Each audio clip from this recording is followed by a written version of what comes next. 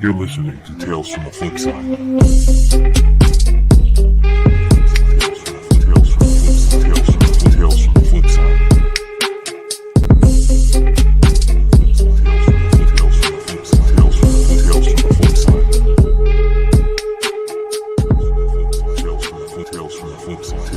Tales from the Flipside. What's going on, everybody? Welcome to episode 136 of CBSI Presents Tales from the Flipside.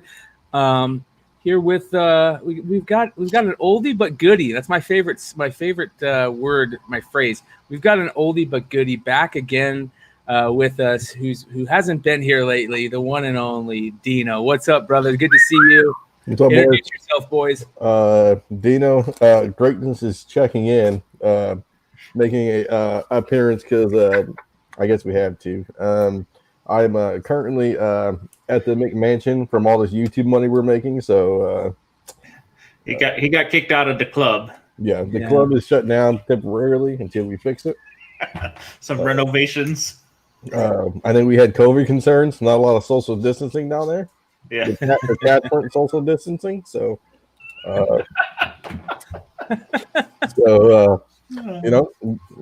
got shut down. So we got to make it better. It was what it is. Had to move in the middle of the night like the Colts out of Baltimore, man. It happens. Remind me of Baltimore story later. But Jon Z here and happy to not be moving. So enjoying it. I'm Nico, your weekend update correspondent with comicbookinvest.com. If you get a chance, I'd really appreciate it if you would check out the interview with Matt Nelson that happened last Saturday. He gave straightforward answers to some tough questions. For example, what the fuck is a 9-9? That was a great interview. For that matter, what's a 10? I mean, he just did a real good job of being honest and straightforward, and it was a joy. I like that guy a lot. I mean, he's incredibly likable and super smart and informative. Talked about the pedigree process and all kinds of good stuff. So if you get a chance, please drop us a comment on the YouTube. We'd appreciate it, and I know the folks at CGC would appreciate it. Yeah, we'll let this play in the background for a little bit because this was a really good show. I was doing the background that night, and I found myself just really, really enjoying just watching as I was doing the background stuff. So it was a lot of fun. And look, same shirt. No, different shirt. This is a Flash shirt. That's my CBSI shirt. I know it's not the same shirt, but I had to give you shit. All right. Great show, though, Nico. I'm not above wearing the same shirt. I mean, let's be precise about that. I do it all the time, bro. We'll get you a new shirt, dude. I'll get my people to get you a new shirt. Thanks. I keep telling Deno, I'm like, look, why is everybody being such tight asses with the shirts? We all know that women wear smalls, adult men don't wear mediums, and then there's child size Nico. I feel like there should just be a plethora of shirts all for me. I should have different ones for every day of the week. I had a sign from Scotty that he had got some shirts printed, but I'm still waiting. He's I think he's just living the life. So there are some inbound soon. I'm gonna go back down to here. I think when I was real deal. Yeah, because it saves time. You don't have to shave anymore because you got so much shit at the house to do. Beards look weird in the masks, though. I gotta admit. Yeah, they do. Yeah, I had a normal beard, and it was and I was just like, I'm gonna have to shave this. Yeah, and it kind of feels weird. It just doesn't help. Yeah, the white doesn't like it when it's down to here, but we'll figure it out. Yeah, you should tell her that you're basic Thor. I thought about doing popcorn Sutton, just have a big boy and just roll through, but we'll see. You gotta keep it growing until next year when the boy can grow his own. Oh, nice. That is true. Yeah. All right, so couple of things that happened this week that didn't happen, aka DC fandom part 2. There was nothing that really they didn't excite us at all, did they? I mean, was there anything there? I didn't watch it because I heard there were some technical difficulties at the beginning, and then I was kind of watching for news, and I heard not a darn thing. It was the least talked about event in a while. Yeah. I think they potentially should not have broken it up and just rolled the steam into one event. But like, I don't recall anybody posting anything, saying anything. It was eerily quiet. Yeah. I wonder why they decided to throw all the good stuff at the first one then. Like and there were some things that they said that it was really lackluster. Like I remember reading one thing about the Harley animated thing. Everybody was expecting that the Harley animated show was their announcement was gonna be that it got picked up for a third season and all that type of stuff. And they literally just said, like, no, sorry, we haven't been picked up for a third season, and that was their little DC fandom thing. Yeah, I mean, they didn't bring any excitement to it. Yeah. I mean, we talked about this privately, John. I wonder if they rolled back some of the announcements just for fear that the future is so uncertain with television and film. Yeah, don't commit to any tent poles that you don't really want to spend the money on. Nobody can seem to hold down a release date. Television shows aren't filming at the pace that people had hoped for. Even some of like the novel ideas, like we're going to put everybody on a ship and film, haven't worked real well. So we'll see how this all shakes out. Yeah. It's kind of crazy, and we're heading into the winter, which everybody is dreading. So, but I did see some live shots on Instagram last week of them filming Captain America: Winter Soldier, which was interesting.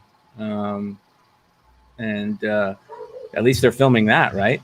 So, yeah, I mean, hopefully something rolls out soon, or it's going to be a long winter. Yeah. I'm still hot on a lot of those books. I like the U.S. Agent books if you can grab them out of dollar bins or back issue bins at or around the $5 mark. I like the Truth mini series if you can pick them all up out of dollar bins or just pull the ones out for less than $10. I think they've got a lot of potential. Yeah. In other words, The Boys kind of is the primer. I think it was a nice little test for us to see how the week by week content will spike books, to kind of give you the feel of what that excitement potentially could look like when it's Marvel and not The Boys. Well, and, The Mandalorian showed that they can keep an audience. Exactly. So, no, it should be good. I don't know. It always makes you wonder because DC sometimes looks like they are a cluster all the time, and you're just potentially assuming it was a cluster. They haven't really figured out what they're doing yet. Yeah. So pretty much we're all waiting on the Snyder Cuts, our last hope of can they make shit work. We'll see. Well, the news about Kang was an interesting one. I think that Kang has been a topic of conversation on a couple shows for a long time on this network, where he's kind of always that guy in the background that we're waiting to pop up, and it sounds like we finally got some news where it's heavily rumored that what's this gentleman's name? Hold on, let me go ahead and I got a picture in the images. Let me bring up I'm not sure his name, but this is the actor. So yeah, he's the lead actor from the Lovecraft television show. Yes. It's exceptional. If you're not watching it, I really enjoy it. Harlan County, is that what it's called? Something like that? No, I don't know, Lovecraft something. Lovecraft. Yeah, Lovecraft Country. Lovecraft Country. Yeah. Jesus. So, it's awesome. The question for me is CBR a reliable news source? Well, and it just says for a major character. It doesn't say Kang. It's just been, Well, that's the graphic they ran with it. Yes. But I don't think they confirmed that. They just said a major character. Absolutely. They just chose a major character that, hey, this could work. Well, I still like the Kang character. I think he's a way underused character. I know that he fits that role of kind of he's not a villain and not a hero. Like, you know what I mean? He kind of fits that role a little bit. I know he plays off as a villain a lot, but he can also be, you know, like that middle state, kind of like Namor. I still kind of see Thanos as that middle state. But so, except he was the big bad for. He was, but he wasn't like somebody that you hated. You know what I mean? He was kind of like Killmonger. Like, he's a villain where there's something about him that you kind of go, maybe he's not that bad. They're just a couple bodies, just a couple million bodies, just a few billion bodies. But he wanted to make the world better, guys. Brian's morally ambiguous. Yes. The road to hell is paved with good intentions. Yes, it is. You know, I don't know. CBR, unfortunately, for me, has run a lot of kind of like, we think this is going to happen podcasts and stories that have been more like conjecture than hard news. That Daniel Rickman, Charles Murphy, and other sources didn't report this as well is a little disconcerting for me. I think the fact that if you look at eBay sales right now, none of the high dollar books disappeared from eBay is sort of a testament to that other people are apprehensive about this. And I think the insight that he may start off as Rama-Tut is a smart one and a cool book to buy that may still have some room. CBR is very clickbait based though, so you know Nico's really passionate about it when he throws a 3-syllable word out there. Thanks, buddy. What did I say? Conjecture, apprehensive. Mm-hmm. Yeah, using the big boy words. Onomatopoeia, some other words. All right. So that was kind of interesting. We'll see what happens with that. I'm liking. I know there's a lot of people out there liking it. I like to see them use these type of characters instead of going back to the same old well. Listen, I get it. We all want to see Doom, but Doom's also been done 3 times already, and they mess it up every time. So I'm really apprehensive to see another Doom fuck up. Like, if it's Doom and it's great, I'm all for it. That's all we want.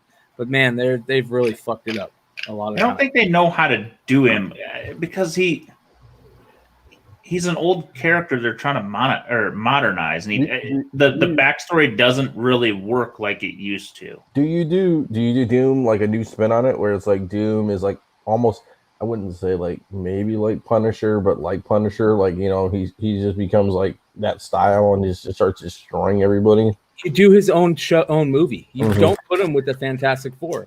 You do his own stuff, man. That's how you set it up. Like, Doom's got a good backstory. You lay the backstory. Do the Black Adam on him?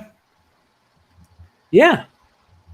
Huh. Yeah. Why not? He's one of the best characters, especially villains, in all of comic books, if not like even literature itself. He's arguably the best, right? I hope Marvel's watching. You might have just had a brilliant idea. I mean, if Joker can get its own movie, right? There you go. There you go. We'll see, though. And for the record, shame on me for not reading the CBR article. I just saw it and was like, I don't know. I read like the first 3 sentences to see whether or not they actually confirmed it, and I was like, some of the other characters that he could potentially be cast as include, but are not necessarily limited to. You ready? Yeah. Blue Marvel, Strange Tales 169, our buddy, help me out. Or Voodoo. No, Brother Voodoo. Brother Voodoo. I mean, the list is kind of like on and on and on. We'll see. Yeah. So could be good news. He's getting cast as something. Yeah. Shout out to Blue Green, who hung out with us the other night on Drunken Chat. Had a good show with him. It was a lot of fun. Everybody in the chat tonight, we appreciate you guys. Comico Deno, we've got Christopher Colbert, we've got Plants Periodicals. We've got a lot of guys over here. Johnny Dakota, Joe Seaborn, Doc Joe. Thank you for everybody who's in there. Rick Dodson, I see. Robert Fordham. Dennis Hayes, of course, Kev's Collectibles. We appreciate you guys. Let's keep it moving. I didn't mean to post on my secret account, Kimiko Dino. I've been doing that undercover. That's why I haven't been on. You need to spell your own name right. That's why he has the beard.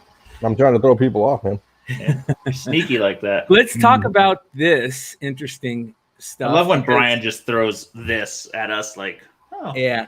This is kind of on that same thing of getting a little spec heavy on some of the books that are coming, and we've all kind of talked about Sentry in the past. A lot of people are specking on the Sentry, that there's something in there for him, and then this comes out. What is up with this text here, Deno? Nico? Well, let's show the other graphic first. All right. The white image. No. Yeah. All right. So about 8 o'clock this morning, this one popped up in my IG feed. I screenshotted it and reposted it. It was Ryan Stegman. The caption was, "Null ain't ready for this." The immediate thought to my mind was, son of a bitch, that Comic Book Invest article I wrote might have been on point. Who'd have guessed? I sort of, wrote about what others were seeing as well, which is the potential for the God of Light to have something to do with Sentry, who is a light-based character. A lot of the Sentry Void illusions are complementary of Null's backstory, and I kind of detail those in a Comic Book Invest article if you're interested. I won't belabor the point. Later, I saw about every other person I know on IG repost this conversation, and shame on me, I don't know who was having the conversation, so don't hate me for saying this, but you didn't ask the right question. The answer to this one is obviously no. So the question that's asked is Sentry / Void null? No one has suggested that. That doesn't even make sense. So for those who aren't familiar with Sentry's backstory, he's kind of a dualistic character, takes on this persona of Void. Again, I won't go into great detail there. Cool stuff, but that's never been the suggestion really of anyone. And Cates promptly dismisses it. I don't know if this was a contrived conversation by him when he was like, "Oh, fuck, Stegs, what'd you do, brah? Why'd you post that picture on your IG? We gave away 6 months of comics inadvertently." Or Sentry is emo. That's so funny. Or what, but it's certainly interesting that Cates is having these kinds of conversations with members of the community. I certainly support that as much, ribbing as we do on Donny Cates. He's without a doubt one of the most talented writers that we've got working in comics right now. So I support him and marvel, pun intended, at his ability to be his own hype man, which is something that is an art form I think unfortunately is lost on a lot of these creators. And I think that if they could do a little bit better job of that, they don't have to be Frank Gogol good at it, but I think they'd get some really solid pieces of work out in the hands of people who would enjoy reading them. I feel like this is what do they call that when you have them look one way and go the other way? Oh, shake and bake. Yeah, I feel like this is shake and bake.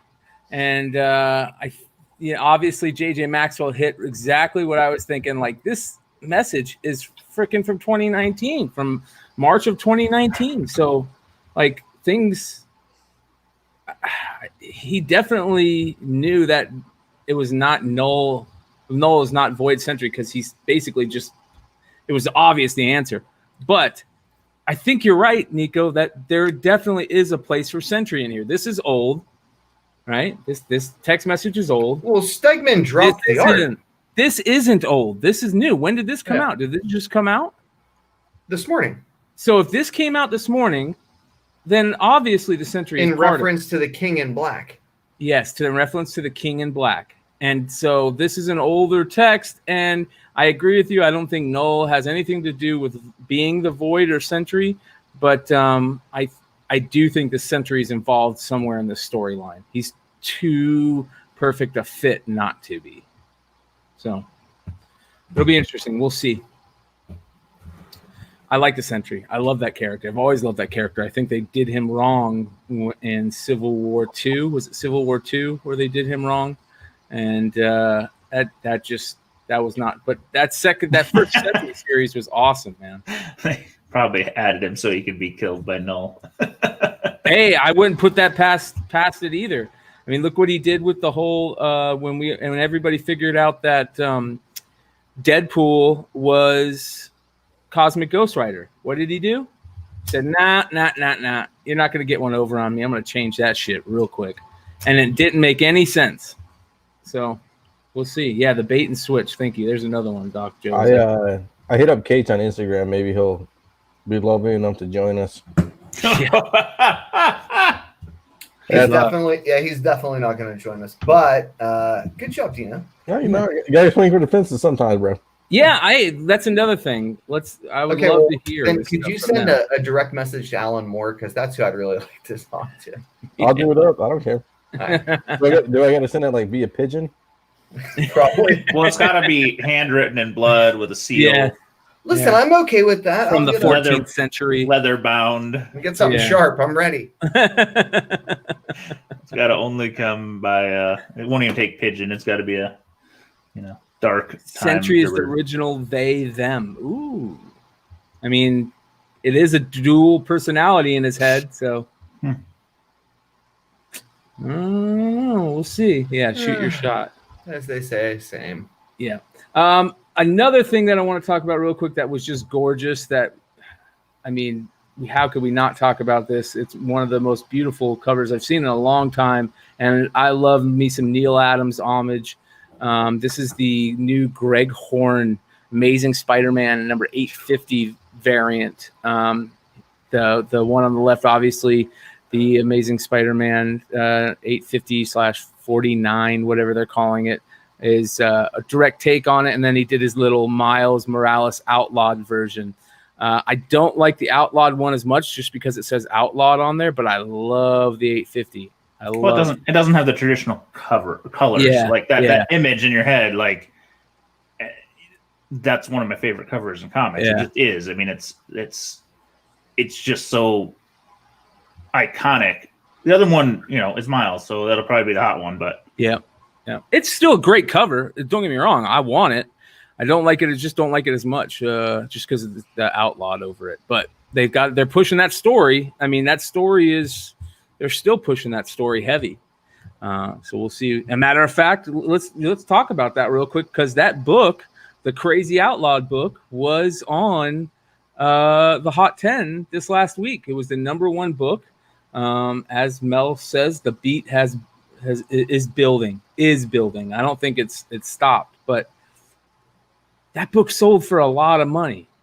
And it's going to be interesting to see where it goes. But I'm just befuddled, honestly. I can't process it, and I don't want to be the cranky old man about it, but I just don't understand it. So I don't know. It's where Spec is, man. Spec is with these, especially in the Marvel universe. It's with these handful of characters. But I mean, how high do we think they go when you buy it for $2,000? Are you thinking it's going to be $5,000? You know what I mean? No, that's a buy-in that high is so hard to double your money or triple your money. It's the first one sold. Maybe it's collectors buying it from flippers. So I don't know. It's sometimes hard. I don't know. We've seen it before, that Kamala Khan, Miss Marvel 2, but it's not exceptionally grown. It's honestly had ebbs and flows. It's not even went up 50% as far as I've ever seen.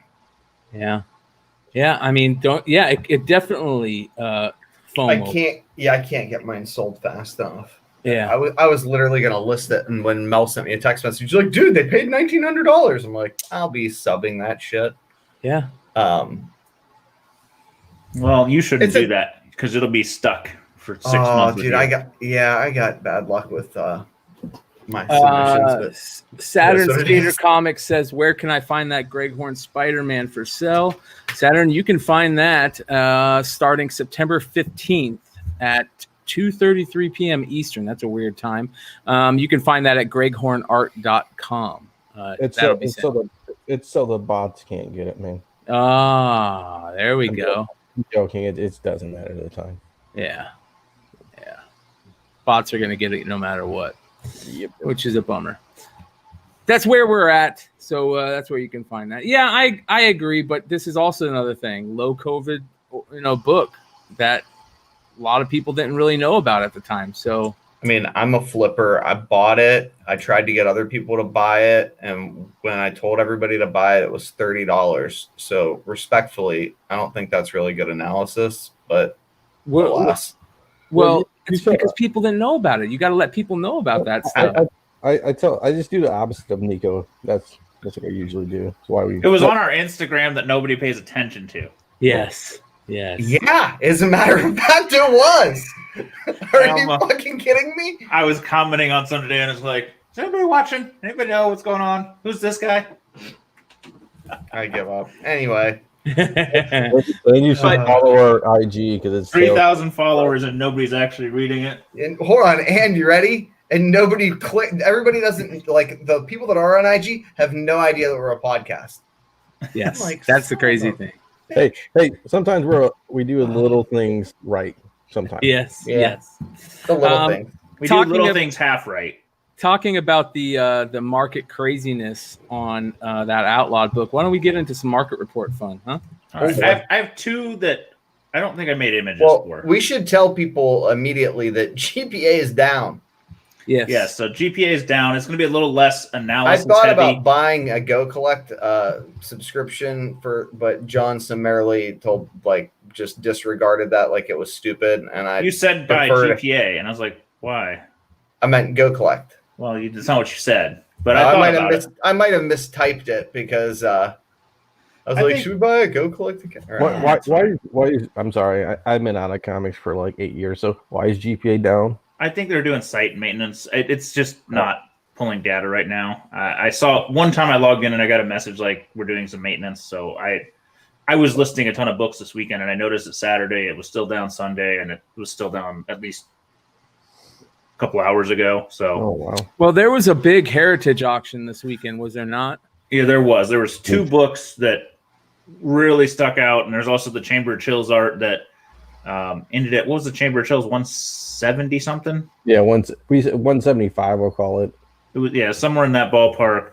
So it was a little less than I thought it might go. I mean, it's not it's not a Frazetta, it's not Frazetta went for like what? It was like $6.95 million too. Yeah. Yep, $1.2 million. Here it is right here, a painting. Pretty much the only other comic art that's broke $1 million was that Frankenstein by Bernie Wrightson recently was the other one that kind of hit that $1 million figure for comic art. So, I mean, 175 and change is a very impressive number. I just was wondering if it would go a little higher. Are you kidding me? You would think that would go for more than that. What did it go for? 600. It's not the best. It's beat up art though. I mean, it's aged and taped and got some issues. I don't care. It's the original freaking cover. If the Spider-Man one by McFarlane goes for over $1 million, I think it sold for at least $1 million. If I remember correctly. No, it didn't. I don't think so. It was less. I thought it was 750. Okay. No, I mean very few. Like I said, the only artist I know with art that's went for over $1 million was the Ritson and Frazetta right now. Yep. Okay. All right. Well, let me see. But the books I wanted to kind of talk about, Oak 181 had a freaking record. 9.8 sold for 49.2 with the buyer's premium. So, I mean, that's a huge number. Oak has been on a trajectory up and it slowed down a little bit. The money went back into it in that heritage auction. There were a lot of record breakers. The other one that stuck out that people talked about a lot was this Goon 9.9 for 28K and change. Oof. I don't know how I feel about that because it's so hard to quantify a 9.9 though. Dude, it makes no sense. Let's just be honest about it. You could literally buy every single 9.8 on the census for the price of that 9.9. That's not true. There's a lot of 9.8s actually. Really? I thought there'd be like 20. I didn't even know. I think there's more like 50 or 60. There's a pretty high number. But a 9.8 last I had a few and I had to sell them off to buy something else. And last I remember they're trending in about 13 or 1400. I haven't seen anything to cause them to spike more. I think it was just that was investment money wanting a one-of-a-kind item. So Paul Giamatti, I hope. Yeah, right. I don't know. It was what it was. It definitely signals that the market is still freaking strong. Every time I think the bottom's going to die out, because I keep having books I want to send to Comic Link or send to some of these auction houses. And I'm like, my luck, by the time I send it, the economy's going to collapse, schools are going to shut, and I'm going to lose my ass. And every time the auction goes better and better. I mean, none of them have been significantly down. I think if there was one in February, March, maybe it was a little down, but man, well, they've been trending up. Let's talk about some of these that we got here. Oh, man. So, I don't have any research data on these, and it doesn't sell enough for me to say how long ago it was. There are 23 9.8s and 53 9.6s, 335 in the census. It's a fairly low print run book. Most of them are signed. I mean, dude, that guy signed so many stinking books. There's a lot signed, but I wouldn't say most. Okay, I shouldn't. I was kind of being tongue in cheek, but Jeff Smith was signing like at a Stanley level back in the day. You know what I mean? Mm-hmm. He just always had a pen in his hand. Yeah, so there's a lot. I love that book. So do I. I still don't own one. Me neither. I had a 9.6 I sold a long time ago that I probably regret, but I don't think I sold it for a lot less than that. I think it was 17-ish range. And it's probably 3 years ago. So, I mean, it's appreciating, but it's not went nuclear. So, I mean, if you're looking for that kind of copper age book that hasn't had the serious jump, this may be it.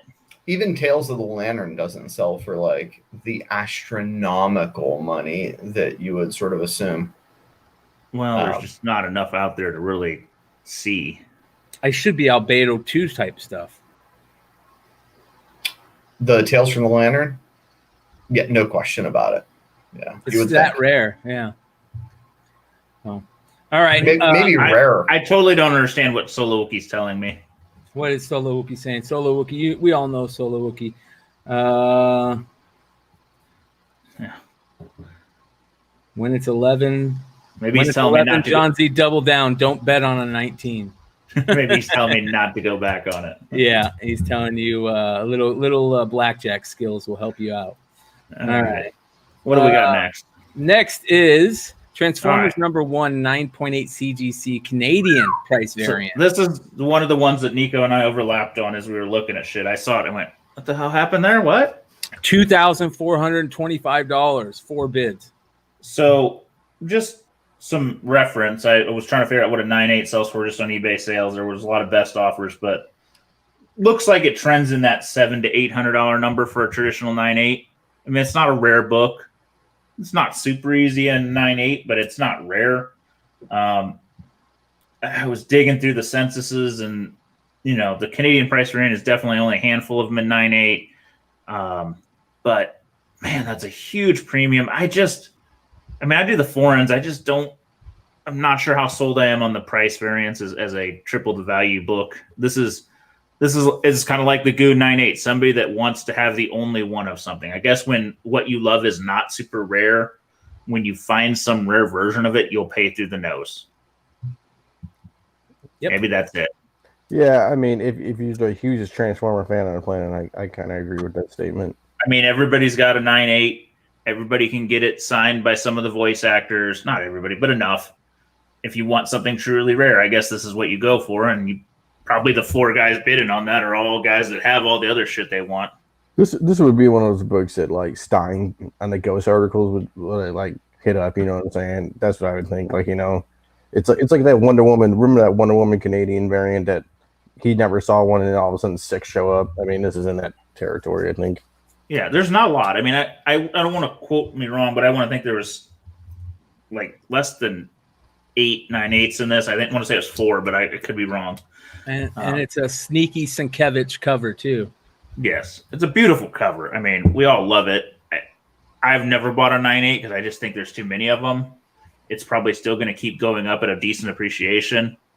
I just think at a $700 buy-in, I'm not going to make serious gains on it. And for a PC, I'll just buy a copy that I, don't need. Find on your own. Yeah, I'll buy a regular size copy. I have copies. I don't need a 9/8, I guess. I feel like this is one of those books where there's long boxes of it just sitting in some. Yeah, it's not. It's out there. And even if you want a 9/8, I want to say there was hundreds of them. So yeah. All right, here's the big one. I mean, we've been talking Turtles so much. We talked second print for the last 2 weeks. This one popped up as a third print. I mean, I remember when this was not, but less than $500. Not too long ago, a couple years, and now it's $32.99. Holy crap! Yeah. I mean, people just want this cover. I think ones are out of the stratosphere, twos are, what I'm saying, just. Yeah, I mean, there's no way to go. Blue-green artifacts, I don't know. I think that way, but I think some of them are so plentiful. The difference between Turtles and Transformers and G.I. Joe and Thundercats is the sheer volume of printed versus the Turtles. Star Wars is the same way. All these toys IPs are going to explode. Yeah, I mean, I know we don't talk about toys a lot, but the toys like Star Wars and Turtle toys, I see people snagging them up on Target all day long, dude. Just all day. Like JJ Maxwell, I wasn't going to talk about that. So. Well, there was another. Good point, though. There was a. Well, let me make sure see what he says. Okay, so there's another interesting thing about this that we got from a former interviewee and a viewer of the show. Let me go ahead and do this. This was kind of interesting because this just came the other day. Newsflash. This is from Earl Molnar. Newsflash: a Teenage Mutant Ninja Turtles #1 third print 7.5 hits an all-time record of 1,100, and that was 5 days ago. So these turtle books, and I remember when a third print, I bought it for $50, flipped it for 100, and was like, "Sweet." Yeah. Yep. Yeah. Shout out to my buddy Kyle over at Absolute Geek. We went to a honey hole one time, and sure enough, there was like a whole half short box just full of old school Turtles books in there. And I think he picked up a couple of these third print, nice third print copies in there. These are the type of books that you pray that you would find somewhere in some magazine box. All right, on to the next one. What if number 10, a CGC 9.8, first appearance of Jane Foster as Thor. This book went hot and heavy a couple of years ago. Now 9.8 sold for $750. Yeah, so I was really hoping to do research on this because in my head it's down a bit. I know at the peak it was $1,200. Sounds right. I think I sold one for $1,200. Yeah. Yeah, I mean it was in that ballpark. There are I might have the high sale on this book. Yeah, I think you were close if you weren't the one. 122.98, so it's more crawling out every day. 199.96 is close to 1,000 subtotal. I thought it was down in the $500 range. I think this might be up a little bit with some rumors that Hemsworth is thinking about hanging up the hammer. I don't know that any of that stuff's substantiated, but you're seeing some of the movie gossip sites talk about that. Yeah, I don't think he's hanging it up. I think he likes the role. As long as he can stay in shape, he likes the role. That's all. He doesn't even have to stay in shape now that he's Thorbowski, though. Well, so I don't know. It just struck me as an interesting sale. This is one I like. I love this book. I wish I had a 9.6. I wish I've eyed 9.4s at Baltimore. Doc Joe, if you're still in the chat, we both talked about it, and we went to lunch to cool off our heads, and we both said we should buy it. went back, is fucking gone. It's the worst, dude. It's the worst. I honestly toyed with this one, but I don't. I mean, I don't love SS's and I don't love remarks, and Neither do I. it's Not it's on a this nice. It's a nice, Batman remark, but I just couldn't rectify that. That's what I would want to put money in. I to this day I regret getting my Hulk 181 signed by Trimp and what's his name? Infantino. No. Who's the other guy? Lim. Yeah. When Yep. Yeah, I don't know. I'm not Lin a huge Wayne, Sig guy. Right? Lin Wein. I was just kind of looking at it more as it's going to be interesting to see where does it go. I really wanted to compare it to what the standards went, but again, can't do that this week. So just show it off. It's kind of cool to see. I mean, I haven't seen a 9.6 of this book up anytime recent. I think there's been a few 9.4s pop up now and again, but not a 9.6. Yeah, the sketch is exceptional too on that one. It's a nice sketch. I just couldn't do it. No, me neither. I mean, not in a million years. I think if you're a sketch guy, you got a beautiful, beautiful book. Yeah. Well, all right. Next is Marvel Spotlight number 5, an 8.5, a CGC 8.5, first appearance of Ghost Rider, another book that I really hate myself for not buying multiple times when I had the chance. Sold for almost $2,500. Yeah, that is. I think it's going to be a GPA record. I think I saw an IG sale in that same ballpark somewhere recently, but it was less than a year ago, a $1,500 book. I think less than a year ago, Nico talked me out of selling it for 12 or 13. That's right. He did me well. He talked me off a ledge one time, so I appreciate that. I got you, Javi. I sold my 8. It was an 8.0 or 7.5 for like 1,500. I mean, I don't know. I mean, yeah, usually how I can convince people not to buy books. It's real simple. I'm like, oh, well, I'll buy it, and then there's like, maybe I should keep it. Yeah, exactly. So I don't know. This book keeps going up. It's interesting because I did check the census on this one. There are 3 9.8s, which actually blows my mind. There's 36 9.6s, and there's 331 8.5s. Like, you always hear it's rare. I think it's rare compared to a lot of the other ones. But as the money goes up, there's a few more sneaking in. This does get you in the top quarter of the census, though.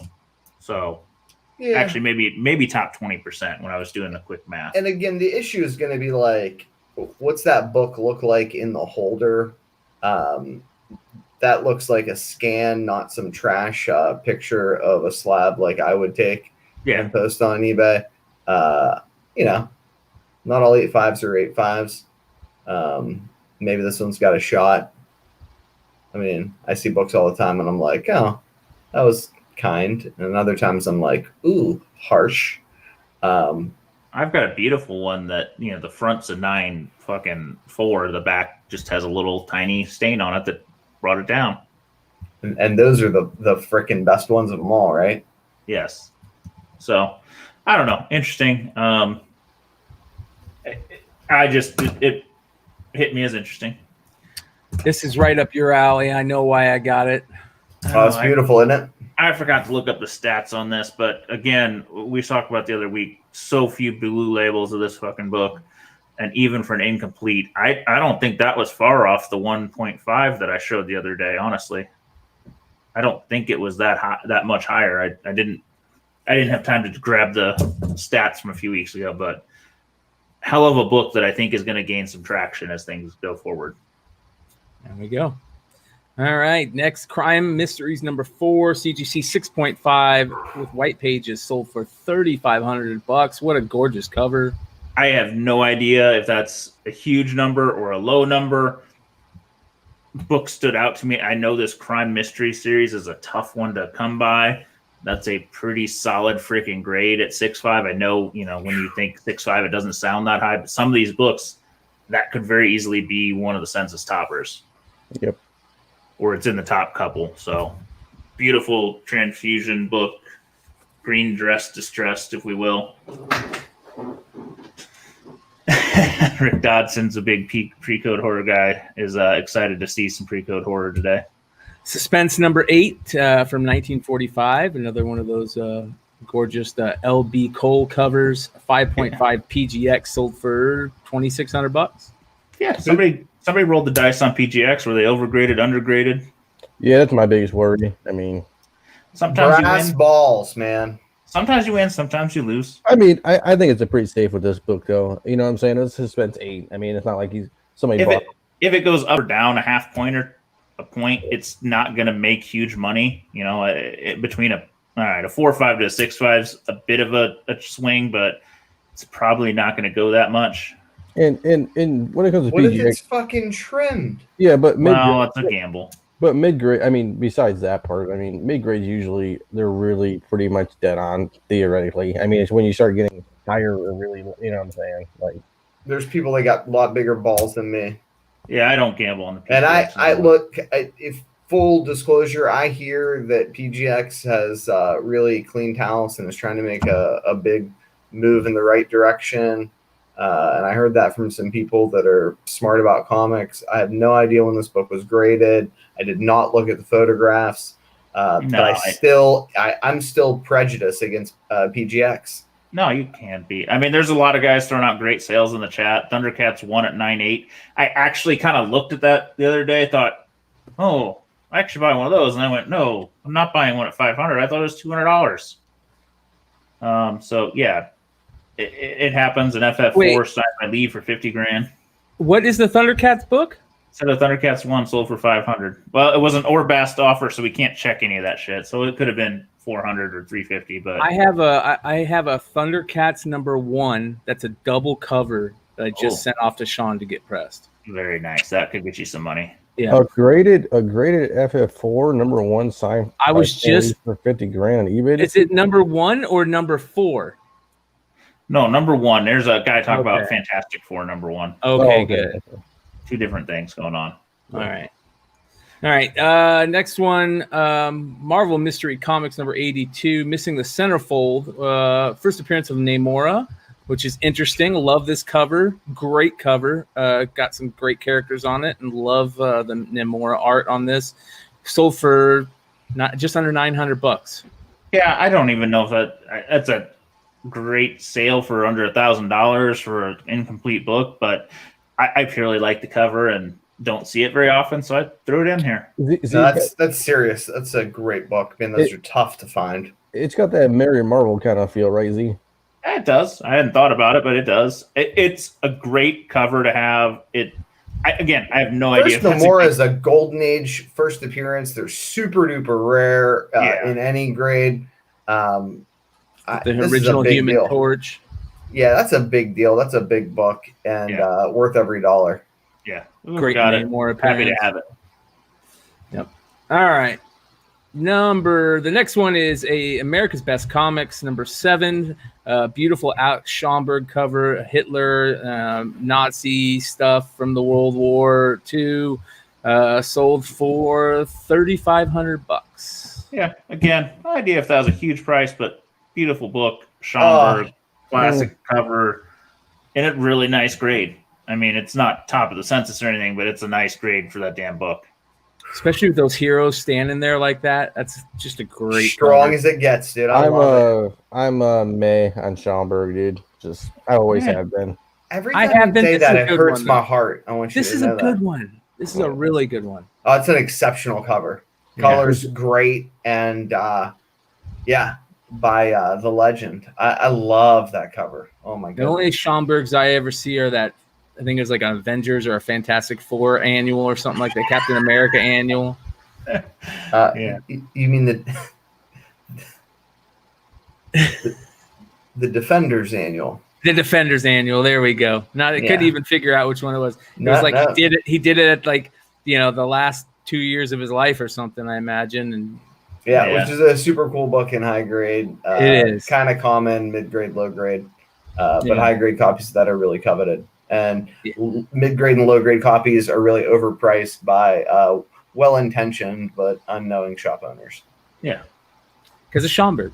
The next one, Wow Comics number 38, restored copy, but a beautiful Mary Marvel cover, sold for $415. This breaks my heart because I just sold one of my undercopy, which didn't have resto for $400. Oh no!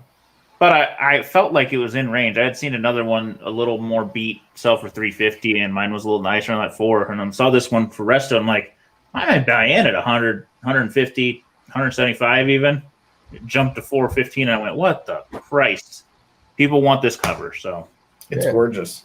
So I don't know about this. I don't know about the skirt pants or whatever the hell she going on, but clouds are beautiful. I gotta throw out Ozzy's comment. Ozzy is always throwing out the great comments.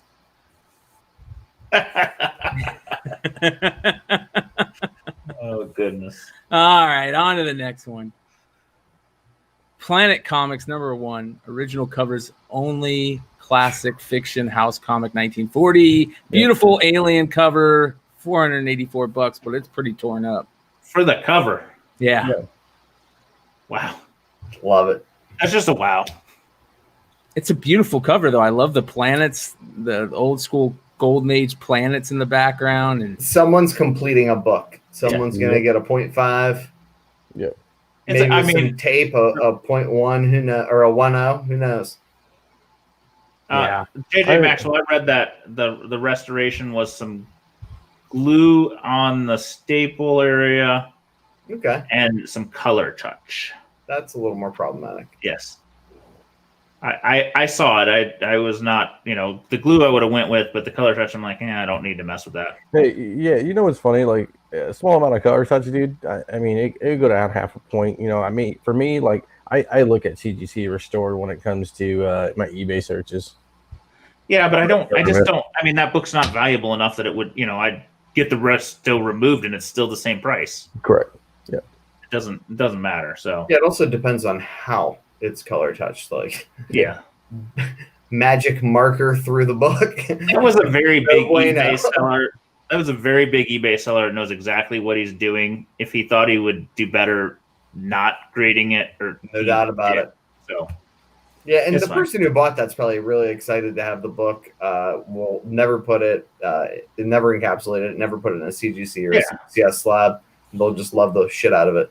Exactly. So I would love to find one of those really good artists that do the recreation covers and have this done as a recreation cover and have get somebody to color it like the old school Golden Age color. Like this would be something cool to have one of those recreation covers drawn and framed.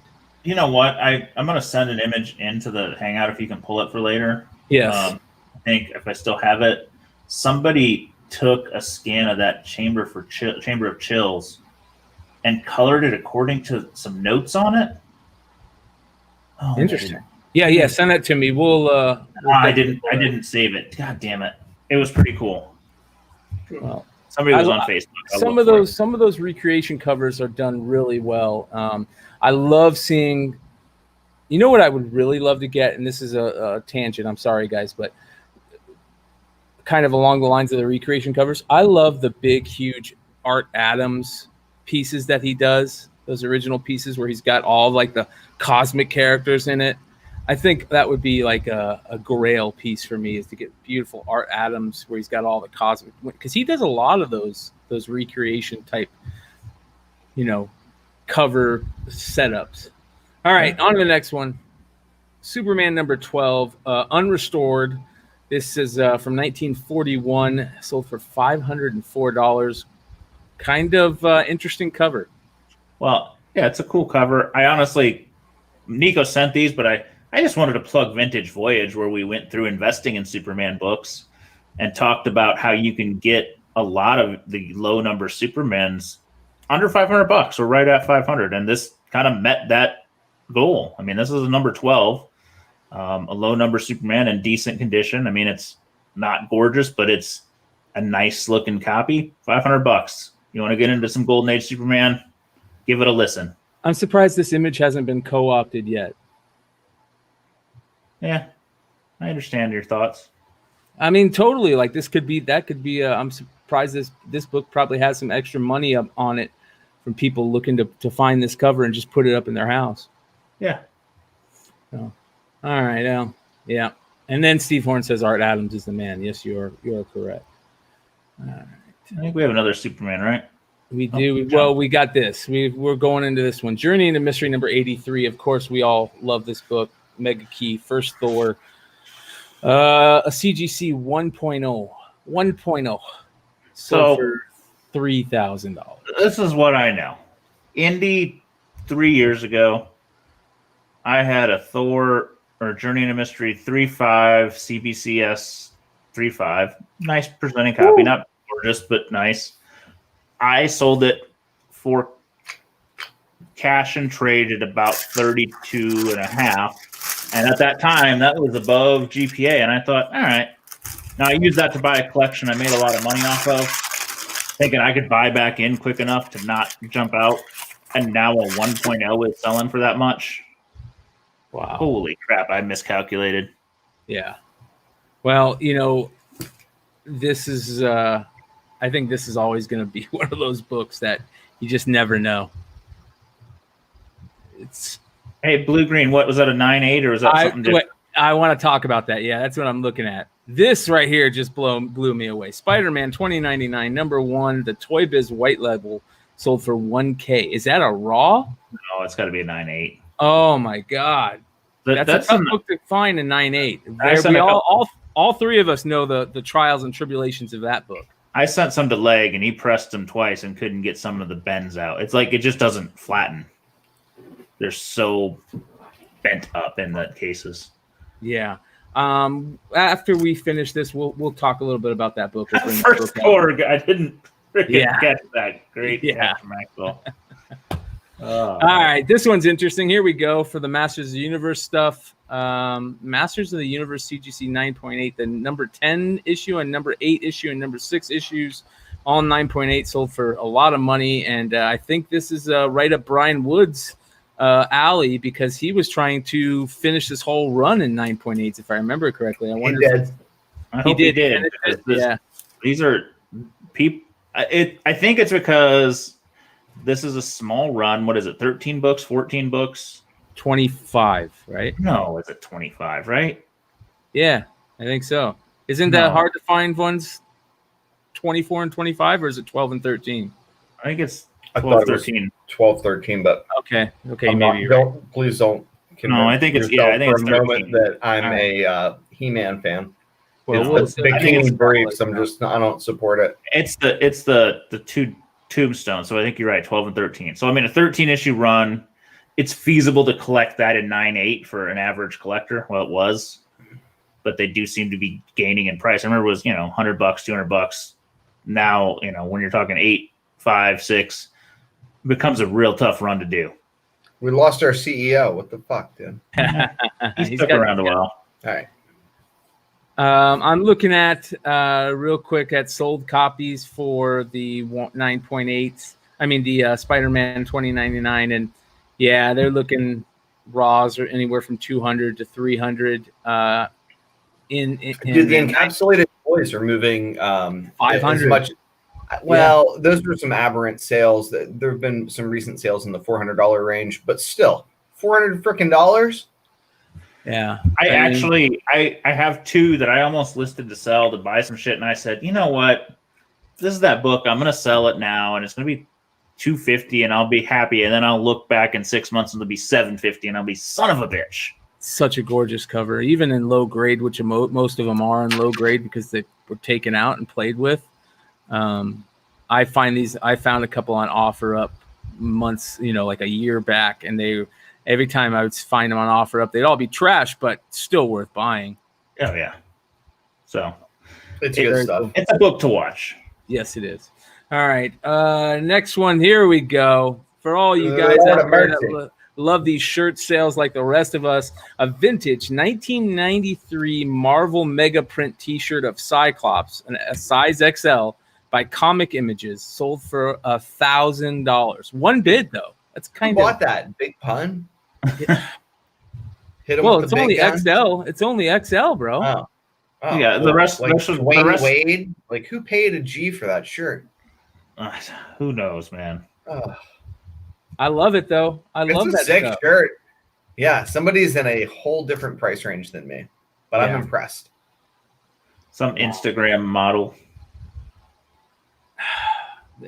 Listen, if there's not Wouldn't better, shock me. too bad we're in the pandemic, because garage sale season was gorgeous right now, and it is going to be rife with some shirts out there, I imagine, that you could find like these. So, Detective Comics number 66, first appearance of Two-Face. Awesome book. $5,000 sold for raw. Yeah. This is one you just don't see every day. Nope. So why not? It's exceptional. Yeah, I love it. I didn't have any data to say, so we just showed covers. Miss Marvel number 1, CGC 9.8. What is WP? What am I missing? White now? pages. White pages. White pages. Okay, duh. First Carol Danvers, obviously sold for $1,000. Is this going back up in price? It seems to be trending a tad up. I think it was a little lower. And It's exciting for me. I got a high grade one. I should slab soon. I had a nice one that I thought I was going to get a 9.8 and got killed in shipping somewhere. So fucking bastards. Sorry, buddy. Here we go. Walking Dead number 1, a 9.6, the white letter version. It looks like the black, but that looks like the black Walking Dead. It says black. It's black, isn't it? I'd say nobody probably really cares at this point. Sold for $1,327. Honestly, this was just for Nico because we talked about this book and maybe it's going to come back down. No, it pretty well seems to be holding steady. The 9.8s are, couple grand to not 3, and then this one seems to just be floating. It ain't coming down right now. Yeah. This is interesting. Oh, like a rock. Damn. Oh, Yeah, I mean, people were buying them raw at this price. I gotta buy one. yeah, I still haven't bought one yet. So Write that shit down. Yeah, right. It was honestly people paid raw for that. Somebody first to market didn't do well. I So, can't believe that. I mean, that No book faith was in the so Robin King. crazy. we have a short attention span. Yeah. But 9.8 prices for what you couldn't even get raws at the time. Raws were selling for like 300, 400. Correct. Yeah, so whoever bid on that, you're probably going to make some money at some point. I mean, it'll spike a little bit. Well, to be honest, look at what some of the prices of you don't even have to look and compare it to some of the prices of the first Batman Who Laughs. Look at some of the early appearances of Batman Who Laughs that are selling hot, right? Like that Nightwing issue has an early appearance of Batman Who Laughs. That Teen Titans issue, that Green Arrow issue has early appearance. Like some of those other early appearances of Batman Who Laughs are gaining some money. And, I like seeing that type of stuff when it comes to this character, this Robin King character, because it's a very similar character, obviously. 3 guys just said one-day auction. I understand one-day auction causes trouble. Sometimes, though, running a 7 or 10-day and 3 guys undercut you with the short ones and you just got beat. So when you're playing that early book to market, it could go either way on those gambles, depending on how hot the book is. But nobody's been talking about that book now. We've been focused on Null and 7 other things. Yeah. It's a weird news cycle, and look, I don't think this is where that book's going to stay, or I wouldn't be writing it down like, oh, I got to buy one. But you never can tell. I wouldn't get all butthurt about it just because you got 6. I mean, be happy that you have 6. Sell me one. Yeah. On to the next one. Wow, I love this book. Jesus Shout out Christ. to Big Sean, Big Leg. Is that his? This is one of the books that I remember him talking about a long time ago. This is his sale. Yeah. I asked him. He didn't get 24.5. He did get $1,000 though. So That was his? yeah. I was looking at it. I It's a looked at short the seller. census, dude. There's only 2. Yeah, and it's a tough one to find in high grade. The Venom one's tough too. Yeah. So $1,000 is a hell of a nice price for a preview. I don't. Well, Not a and preview, a magazine. Oh, yeah, yeah. a magazine, a preview, and a bum cover. Yeah. Right? Like, if that's not a testament to like how rare a high grade copy of this book is. Yeah. Yeah. All right. What about let's get into some of this interesting stuff, Nico? Yeah. So our little spec report. Here's the reality of it. You're gonna see the Time Variance Authority next book. Okay, go to the next one. Justice Peace next book. Justice Love, that's the full appearance, and next book, her cameo by way of the Loki television series. If the CBR news was correct, and we've got casting call fulfillment, and we're gonna get the Lovecraft Country star on the big screen is Kang. We're going to get the Time Variance Authority and Loki, followed up by She-Hulk. These are books that still have room to grow. And they're ones that you can find in dollar bins, that you can find in back issue bins, and that are pretty damn cheap on eBay right now. Beautiful Greg Horn covers on these She-Hulk books too. Yeah, so that's something I'd be thinking about. I'm hotter on these particular books today than I was, yesterday, just because of the prospect that CBR is ahead of the curve, and they've got the inside scoop. Even if they're dead wrong, which I don't know that they are or aren't, I still like these books because I think what we talked about with the month after month, week after week. Marvel TV cycles.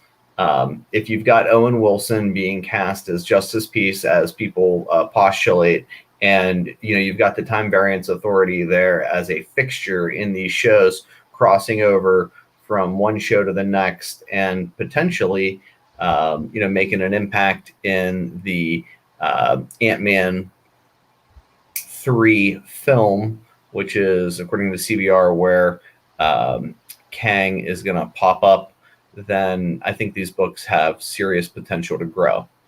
On to the next one.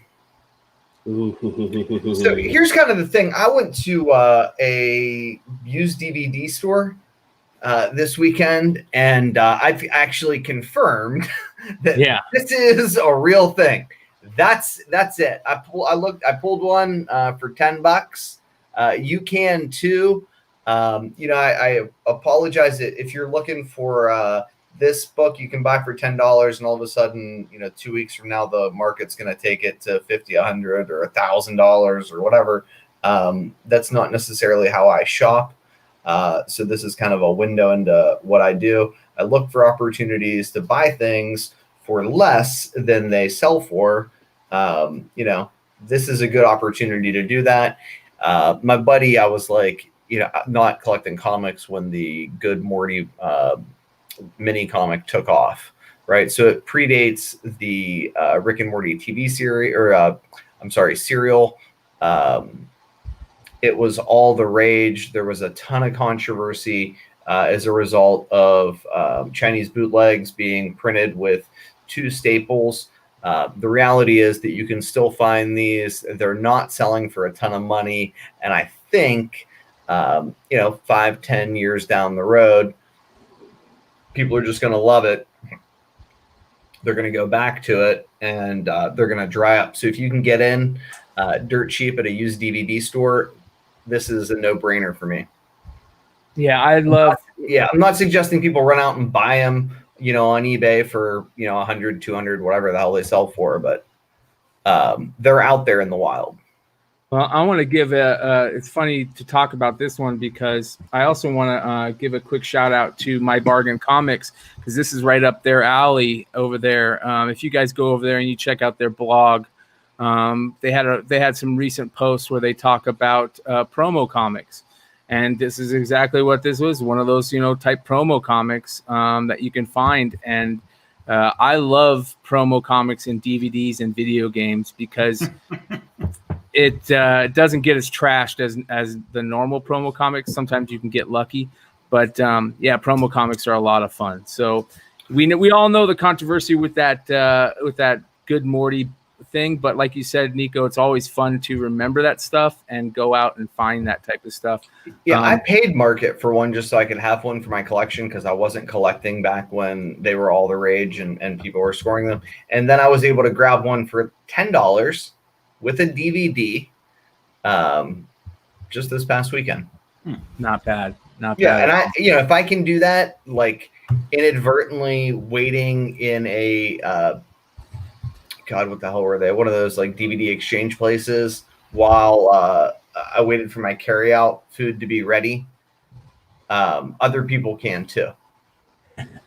It's funny. I'm gonna go ahead and talk. We almost put a promo DVD comic on the market report last week, but we didn't understand it. There's a Punisher with the Lionsgate DVD and a 9.4 of it, which is the only graded copy, sold for $500 and change. So I'm like, oh, check this out. Ordered a new sealed box, pulled it out, mangled as piss. Like, whoever's putting them in there is jamming them in sideways. I'm like, okay, I now understand. I'm like, these can't be rare. No.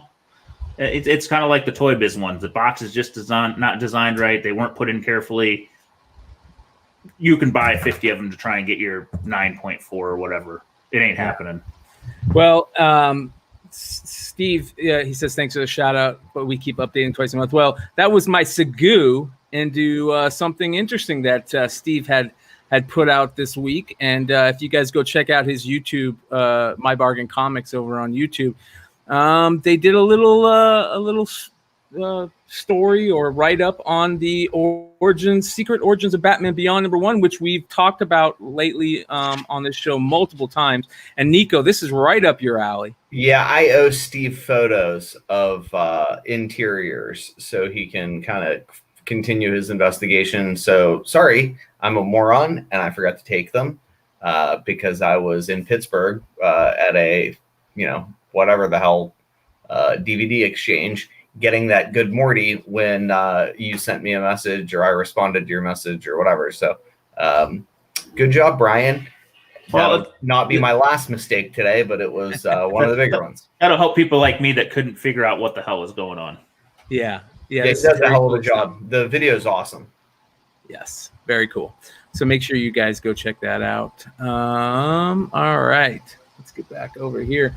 Now, I think you've got one more to talk about. Yeah, so look, I love The Boys. I think that this is kind of interesting. It's the last issue. You can get them for like $7.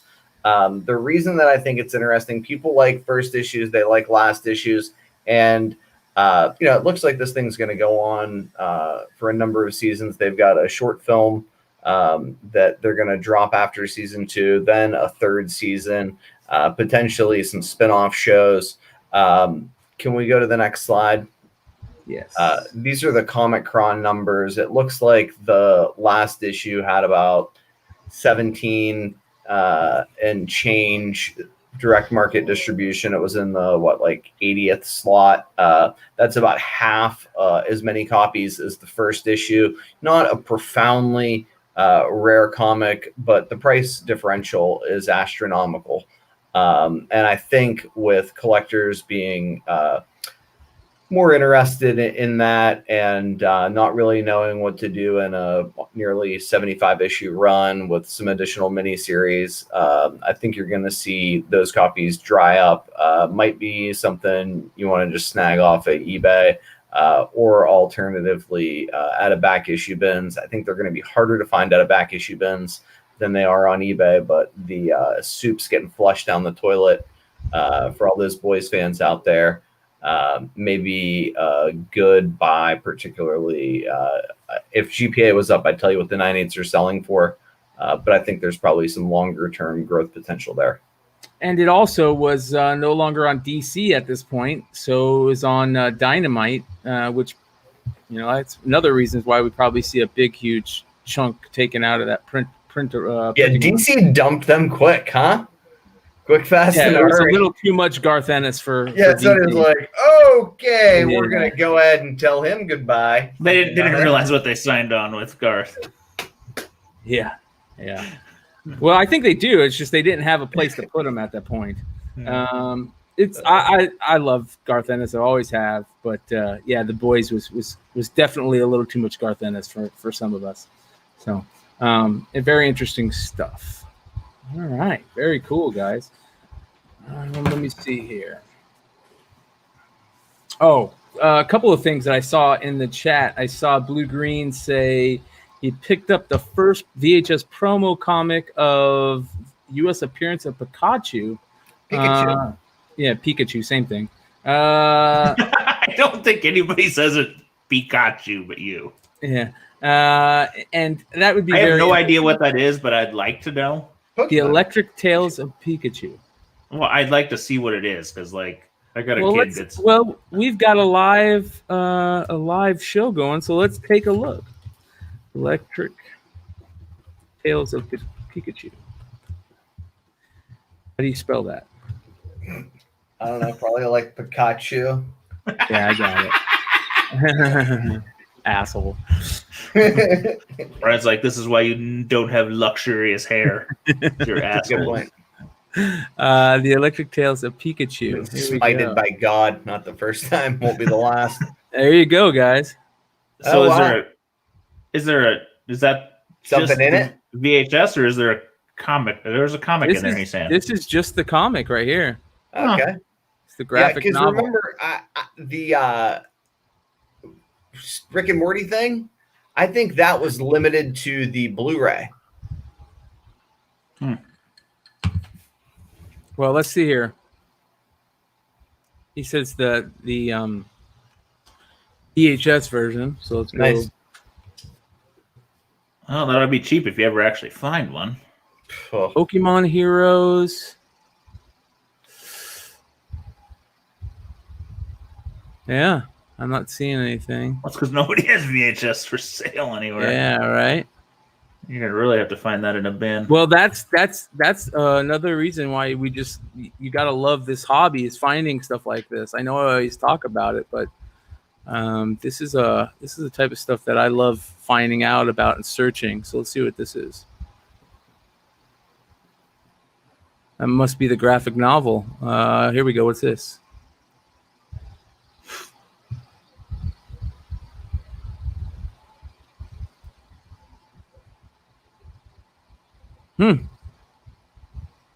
Yeah, the Electric Tales of Pikachu from Nintendo.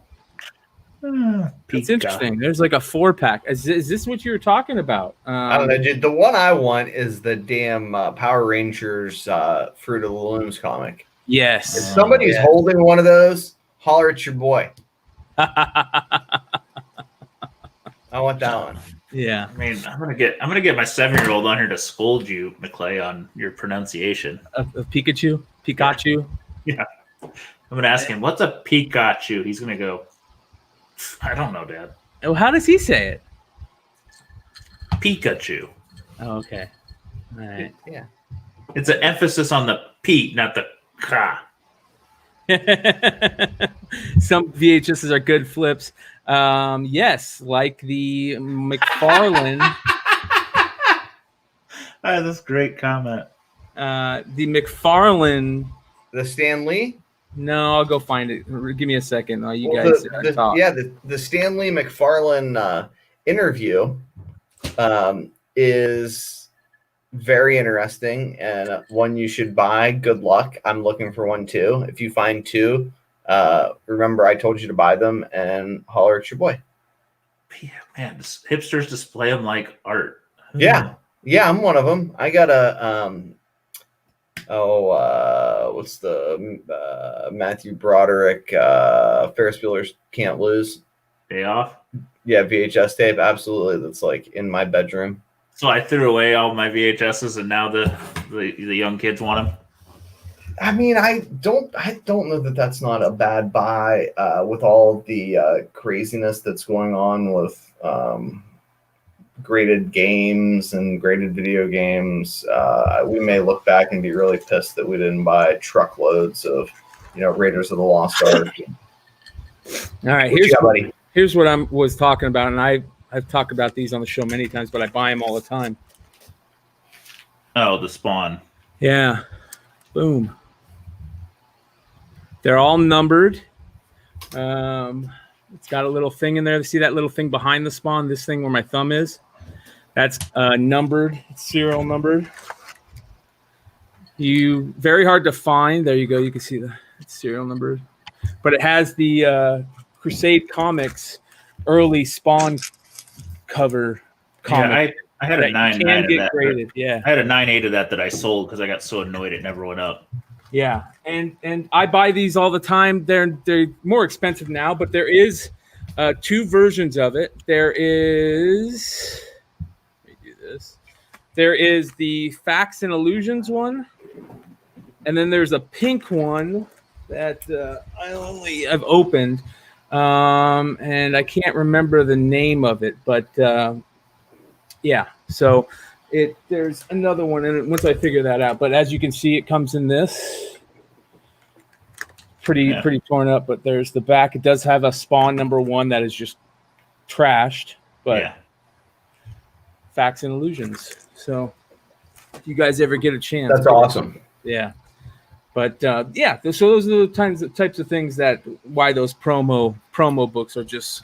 I'll tell you why mine's important when the guy who owns Spawn World is on the show October 24th. On the Sunday interview show. Yeah, I'll give you 40 days to find one because after 40 days, it'll make that outlawed shit look like mundane. Well, I think I know which one it is. Trust and believe. Yeah. You have to send that to me because I'm not smart enough to figure it out myself. Well, you just got to watch Nico's shows to figure it out. He's going to put it on Instagram and test me. Yeah, you ready? And oh, dude, I don't even want to talk about. Are we going to do pickups? I'll tell you what I did to myself on Instagram. Yeah. You guys go start pickups. I gotta go grab mine. So who wants to start? I can go. All right. So I actually am already embarrassed. I bought a modern, and Nico shamed me about it already. I don't even know why I did it. I put a bid on. Maybe I was a little inebriated one night, and it was lower than I thought it would be, and it ended. I bought a 9.8 of the Nova book. I don't know. It was below market.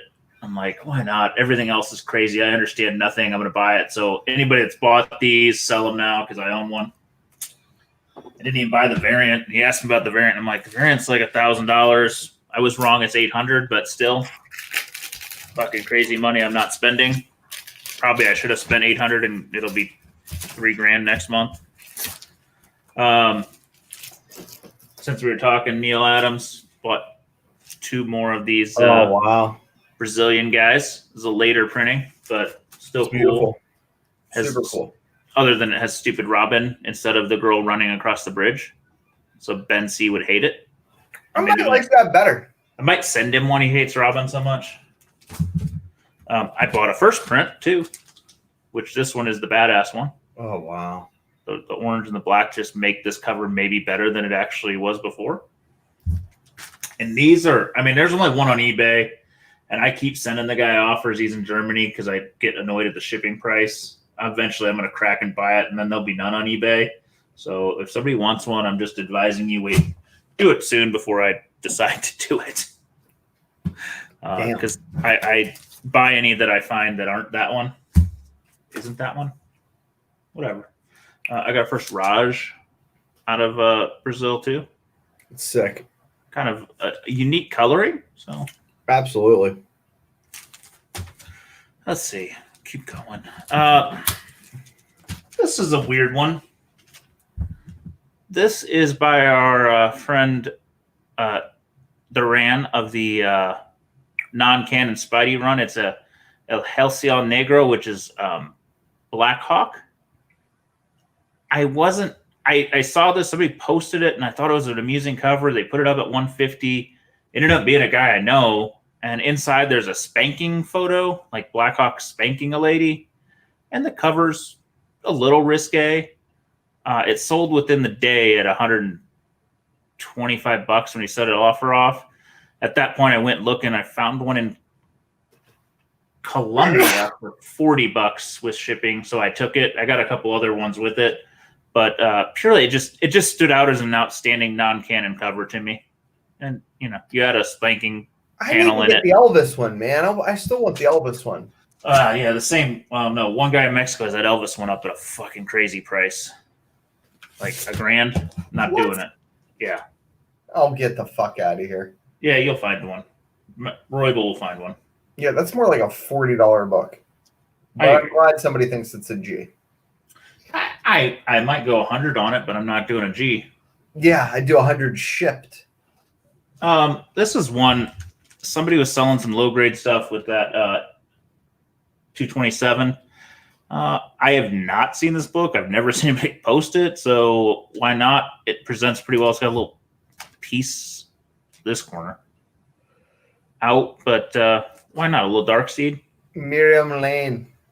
So, Miriam Lane. What about that? Miriam Lane. I have to research that. And Jimmy Olsen. But, yeah, why not? A little dark seed. I wonder if Clark's going to be okay with Lois's replacement. Miriam? It's her sister? I don't know. This is one that of all the people in the group collect and put up, I've never seen anybody post this book. So I Dude, jumped on it. that there's a different name makes it super stinking cool. Yeah. I don't know. I jumped on that sale fast and people looked at me like, Vulture? Like, I don't know. It's cool. Yeah, And that one was more. smart, dude. That was smart. I'm a little pissed. I'm a little short on cash for eBay this week. I bought this one a while ago. Another of the UK ones with the silver kind of lightning bolt and stuff. It's on just newsprint. There's no real cover material. I've got 4 or 5 of these now, and I get obsessed with getting sets now and the different editions. The same guy that had the 38 that sold for $400 had this one, which shouldn't have sold much, except it had a auto binder sig on the inside, and I was like, oh, I just didn't have the money I wanted to spend on it because I bought the stupid Nova first. So double stupidity on my part. But I keep finding these, and I just love them for the coloring they chose. It's always bright reds and silvers. And so there. That's badass, dude. Yes. I would love to get that run just because how they did that coloring is amazing to me. Not bad at all. It's nice that you found stuff that you can constantly keep going to the well to. There's those not very many. Those UK books I've been getting for like, I don't know, $40-$50. I'm like, hell yeah. That's golden age material for $40-$50. You want to go, Nico? Yeah, sure. All All right. So, Lord, a lot of the stuff I grabbed that we talked about, John, I just gave right to my presser. You know what I mean?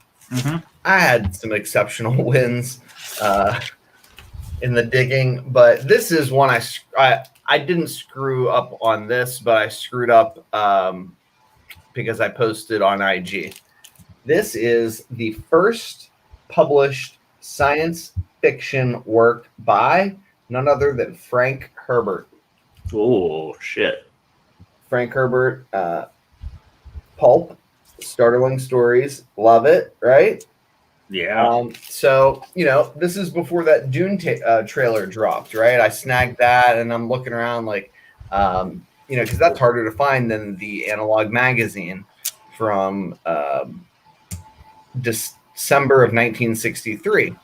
And there's I'm looking for a high grade copy, right? Because there's no illustrations. It's not technically a comic, but I'm going to have it encapsulated anyway. I just really wanted it for me. They're not cheap, but they're not astronomically expensive. And people don't really know how to grade those because they're book people. They're not comic people. So it's all kind of like the same price for one that's got a mangled cover and kind of a mangled cover. Just buy the book. Because it appeared first in a magazine. Okay. The story. Well, It's not the whole story, though. No, it's part one of 6 or something. But anyway, it's not the point. I'm gonna put a fucking slab anyway. So I pussyfoot around. I post up on IG like, oh yeah, look here, the Dune thing. And then the Dune trailer drops. And all the fucking copies disappear from eBay except for like one asshole who wants like $1,000 for like 6 of them. And I'm just like, I give up. Well, Anyway, that's what you get for somebody bitching. watches Nobody my- reads you, and then Somebody they watches do. my IG, and good job. Don't hate One the player. guy that reads it got it. I know he's so smart. These things are dirt cheap. Is that an exceptional cover to be dirt cheap? I Yes. mean, like $30-$40. So, yeah, there you want like something out of the box, smart. Out of This World Adventures pulp. Robot strangling a woman in red. There's a lot of pulp, so much material. So much, but Oh, JJ. that's Out of This World Adventures #1. JJ just told me that Startling Stories is a Schomburg cover. Yeah. He left it out. Oh, sorry. Yeah. JJ, I just saw through your win that you live in Indy. We should hook up, man. Yeah. You guys definitely should. Should be like besties. We should be All right. besties. So I have been grabbing. Remember at one point in time, I was like, "Yo, grab these books." Oh, they won't grade it. Airboy the Barbarian just said Which one? your Startling Stories. Thank you, sir. Said they sent it back. They don't want to count pages. Oh no, the pulp. Yeah, no, I don't want them to grade the pulp. I want them to grade the magazine, Oh. analog magazine. Gotcha. I got confused. Too many comments at Yeah, once. yeah, they definitely don't grade pulps. If you watch my CGC Yeah, I know. review, I interrogate them about why they wouldn't do that. And then Matt says, well, maybe one day we will if people pay us enough. Anyway, remember when I was like, snag these books? Yep. The second prints. So I started snagging not just them, but like all of the them out of dollar bins, right? Like the non-lenticulars. Last time I ran my little mouth about that crap, and then Ultra told the world on Drunken Chat, and then I missed my chance to grab them all. So I didn't make the same mistake twice. And you're about to show my favorite one. Oh, well, then I grabbed some stuff that's a little bit smarter. Yeah. Because I think that these are a good buy right now. Yeah. I just do. Yeah. I They're love probably that. down. That's one of my all-time favorites, man. Yeah, I think these are a good buy right now. I just do. It's not. Yeah, it's stayed stagnant so long that it's a chance. And as far as like a out of the box spec pick, Unwritten #1. Anybody remember this sucker? No. All right, so it was good. It's real good. It's like Vertigo does tween wizards, but it's like smart. Tom, God, what is his name? It's been a long freaking time since I read this thing. But Brian K. Vaughan calls it, or he describes it like this. I wish I'd thought of the premise. Highly recommended. Oh, Yeah, it's an exceptional read. I might actually go back and piece through this. You can get that book for $1.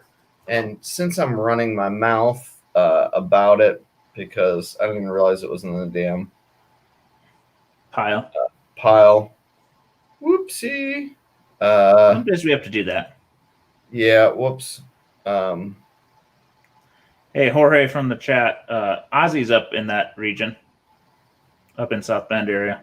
Yeah. Hey, so just for the record, in case you guys wanted to know, there's a second print of that shit too. Well, you better buy that one. Yeah, I did. But it's an old book. You know what I mean? These are from like, I don't know, 2009.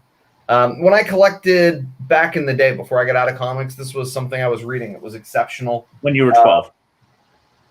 No, like I just looked like I was 12. Okay, so then I grabbed first print. great book. Yeah, Okay. I just grabbed them every chance I can get. Even greater book. Yeah, and I grabbed this. I know it's your favorite. I missed the last auction. Oh, yeah. Yeah. So that was kind of like some of the things I grabbed that I haven't exactly gotten to slab, but there shall be more. I'm always jealous because Nico comes back every weekend with these beautiful honey hole picks, and I have nowhere that I can go out here. Like there's nowhere that I can go and search a honey hole anymore. Like I got nothing out here.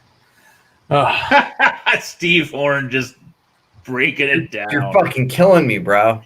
Damn, Steve, couldn't you have messaged me about that shit? Let's put it all on blast. Another reason to go to Mark Bargain Comics and look at the promo Steve Horn cracks you up. He was posted about some like Teen Titans Go stuff, and I'm like, oh, that's rare? I bought one not knowing what it was 4 years ago. That's funny.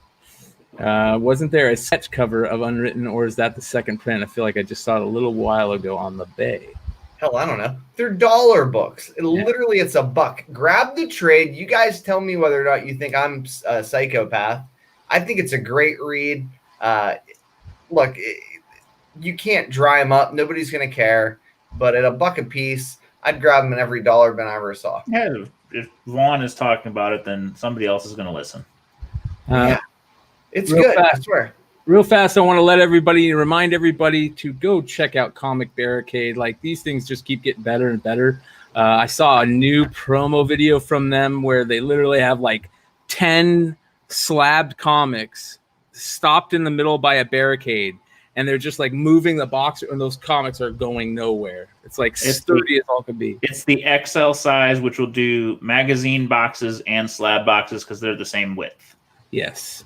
So if you guys need any of these, make sure you hit them up with the promo code CBSI Tales to get not only 10% off the order, but free shipping. So again, remember that code is CBSI Tales at comicbarricade.com. Do yourself a favor, get some of these. They're super, super sturdy, cheap, and essential for comic book flippers, in my opinion, because you always got boxes that are being refilled, filled, refilled. So digging is best part of the hobby. Yes, you were right, Dr. Yeah, Joe. Dr. Joe, don't talk about it. I don't want to hear. You're not allowed. You're not allowed. You little bastard.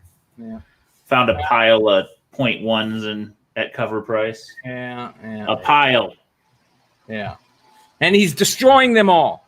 So Yes. don't worry. They're not going to be sent back out into the market for all you guys. He burned them for all the rest of you as an act of courage and valor. Yeah. So make sure you guys check out Comic Barricade. And, of course, much love to Four Color Creations. Make sure you guys go check him out. Just doing awesome work. And he's always here live with us on the Flipside. And he's just a really good dude doing really good stuff. So make sure you guys go check out Four Color Creations and get yourself some sweet recreation covers. I'm sure he could do much more than all this comic stuff. And but he's having fun doing it. So make sure you guys go check him out. All right. I only have one pickup, and it's just because I got it in the mail and I forgot I ordered it. But I got these gorgeous Thor #6 variants. I'm not Nice. sure who the artist is, but I really like this Black Winter cover. I mean, I think that cover right there is just beautiful. So I really like that dark purple cover color combination. So that was my pickup. So. All right. Anything else you guys can think of? No, I mean, you got CGC interview that you should really check out. Lots of good stuff there. Matt and I just dropped Star Wars 1, Part 1 of the foreign stuff. And Ben and I did investing in Superman on last night. So if you haven't watched it yet and you like some Golden Age goodness, check it out. Yeah. Amen. Thanks, everybody, for joining, man. Been a great chat again. Nico, you got anything? I'm just anxious to call Steve Horn and have him explain to me about how I can travel to Bristol to find a promotional comic for a book that no one has cared about in 10 years that apparently I'll probably spend some unconscionable amount of money to secure something that no one other than me will care about for another 10 years. Well, I'm gonna go join you, Jorge or George, whichever you say it, on that your last comment. I'm gonna go do the same, and I want to say thank you for everybody in the chat. Make sure you guys go check out the rest of the amazing shows on the Tales from the Flipside channel. Go check out comicbookinvest.com. Go check out our brothers in the comic community at Drunken Chat Son, Newbie Comics, Discovery Bay Comics, all the other people I can't think of right now because I'm going off the top of my head, but there's a lot of great people in this community. Yeah, dude, and if you're not watching the Raw report that Ultra does, you're doing yourself a disservice. It's really good. I enjoy it. There's a ton of people producing really quality stuff. I can't believe it. This community just keeps growing and growing. It seems like every day there's a new comic pop culture show group that are just doing amazing things. And by the way, Saturday, Black Cat Collectibles. Oh, is that this week? Best books you'll ever see if you're a PCH guy. And that's what I wanted to end it with. Hold on to your hat. Rick, you got to join this one. This is the guy with the census topping Black Cat, chamber, pretty much everything. Well, I want to get into that. I know we were trying to end the show, but that was what I wanted to bring up. I wanted to make sure you guys go check out, of course, our Instagram site, because Nico is doing just such a great job over there. But more importantly, is what he is doing with his show, The Weekend Update, and it's pretty amazing the guests he has on there. The CGC show, like we talked about earlier, was absolutely unreal. And he's, like he said, he's got some guests coming up in the next couple of weeks. Nico, can you share some of your guests that he got coming up? Oh, yeah, dude. So the Treasure Boys is the one I'm looking to.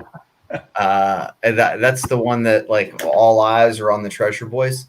If you're not watching them, again, you're doing yourself a disservice. They are the most likable, lovable family, bar none.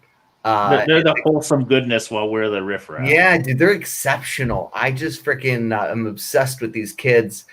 They are all that is good about this hobby. So other than them, it's Alan Moore. But I got, like, other than Alan Moore, I've gotten my top get. Anna Love, Greg Bartholomew, Spawn World. Amazing. Gabe, Black Hat Collectibles. Who else is coming? Oh, Comic Book Nerd Girl. Yeah, Sarah, former CGC grader, just a brilliant mind. I mean, I tried to buy a book from her. She strong-armed me, then sold it to somebody else. I freaking don't know her at all, and I love her. She's super smart.